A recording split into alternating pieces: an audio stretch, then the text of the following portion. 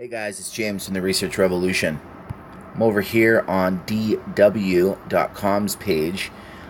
They have a pretty interesting article. It's pretty long though, so I'm going to kind of go over a little bit of it and then check out the pictures.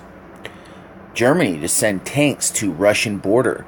Germany has confirmed it is sending Leopard 2 tanks into Lithuania as part of NATO plans to reinforce the Baltic states. But the presence is largely symbolic since Russia is still militarily superior in the region.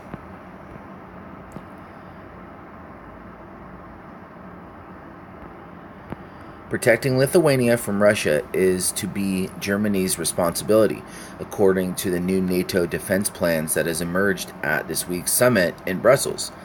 The German Defense Ministry showed on Wednesday evening just how seriously it is taking this task, confirming to the DPA news agency that next year it will be sending Leopard 2 tanks to the Baltic countries' Russian border in addition to the 650 soldiers it had already promised, though it would not clarify how many. The move is part of NATO's wider plan to protect its Baltic members, who have all shown concern about Russian ambitions following the annexation of Crimea in 2014 and the subsequent war in eastern Ukraine. A NATO battalion of around 1,000 soldiers will be stationed in Lithuania as of June next year and will be then rotated every 6 months. Around 450 to 650 of these troops are to be supplied by the Bundeswehr, I'm crucifying that, while the others will come from France, Belgium, and Croatia. German media reported that the combat-trained unit will also be equipped with tanks, armored vehicles, snipers, and engineers, defending the defensive measures. Each of the alliance's major powers is sending troops to bolster the defenses of the countries bordering Russia. So while Germany is helping Lithuania, Poland will be protected by the US, Latvia to be manned by the Canadians, and Britain is to help reinforce Estonia. Got a picture here. Germany is playing a major role in NATO's mission in the Baltic area. The plans are likely to further antagonize Russia, whose government has criticized NATO's military plans in the region before. The alliance is concentrating its forces on limiting a non-existent threat from the east, the Russian Foreign Ministry said in the summer. German Defense Minister Ursula von der Leyen defended the measures, calling the deployment exactly appropriate and defensive. This is a clear signal that an attack on one NATO country will be considered an attack on all 28 NATO countries, she said. NATO Secretary General Jens Stoltenberg also indicated that the mission was a response to Russian aggression. Russia is prepared to use its military power, he said, in Brussels. It is necessary for NATO to answer that.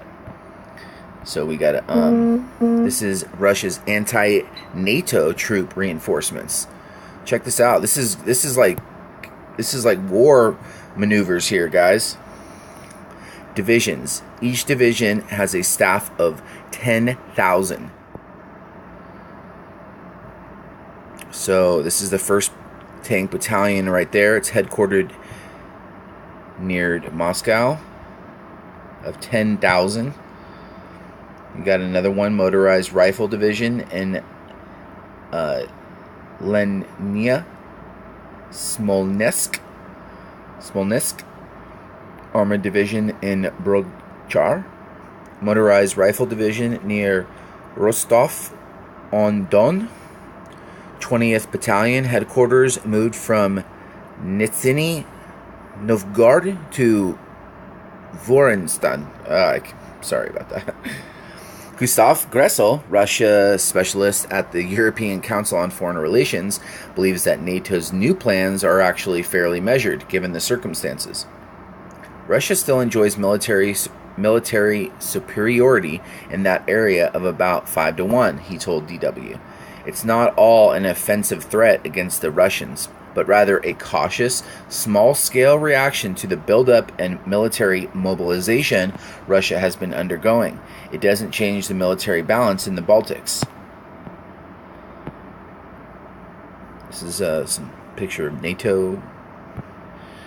This is Stoltenberg said NATO had no choice but to respond. That's him right there. Stoltenberg. In fact, the Baltic states would have liked NATO to commit more troops to their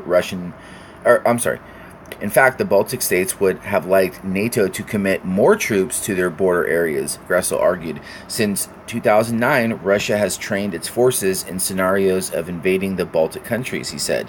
For the Baltic countries, this is a real thing. This is not something that might at some point happen. Even though it is economically isolated and can ill afford to take new territory, Russia's political system requires shows of military power for its own population, Gressel argued. It is increasingly difficult to predict what Russia will do or when Russia will perceive military provocation. So you'd rather be on the safe side and signal to Russia that there is no free ride in the Baltics. But at the same time, NATO is trying to strike a balance. You have to hedge against the risk that Russia gets adventurous, he said. But on the other hand, you don't want to maneuver Russia into its self-fulfilling prophecies of a threat. In my view, Russia's saber-rattling is for domestic consumption, and their military knows that NATO is not going to invade. Well, this is getting good. Germany has contributed to NATO's biggest rearmament drive since the end of the Cold War, last year ordering an extra 100 Leopard 2 tanks, mostly by modifying previously decommissioned vehicles. At the same time, the upper limit of 225 tanks that had been agreed as part of the military reform of 2011 was increased to 328. It says here, DW recommends Eastern Europe's defense industry from boom to bang. Eastern Europe's defense industry prospects have rarely looked better, as NATO puts its military money where its mouth was. But could upping the alliance's presence in the region set off a new arms race with Russia?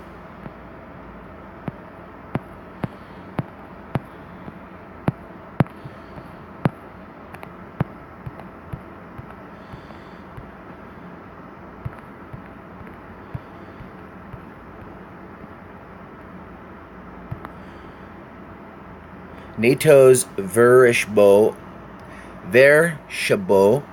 on alliance troops in Eastern Europe. We had no choice. NATO had hoped for cooperation with Russia, but Moscow changed the paradigm by annexing Crimea, the alliance's Deputy Secretary General, Alexander Vershbo, told DW's Nemtsova interview talk show.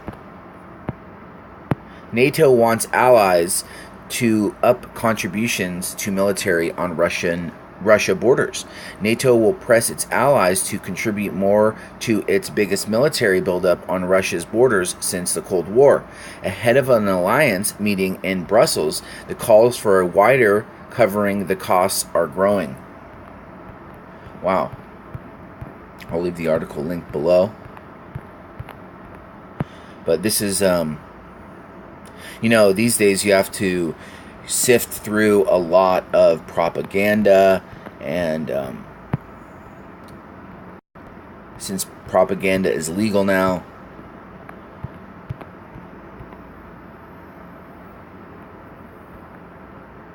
I'm not saying this is propaganda, I'm saying just that's one of the things. But anyway, I'll leave the article below. This has been James from the Research Revolution.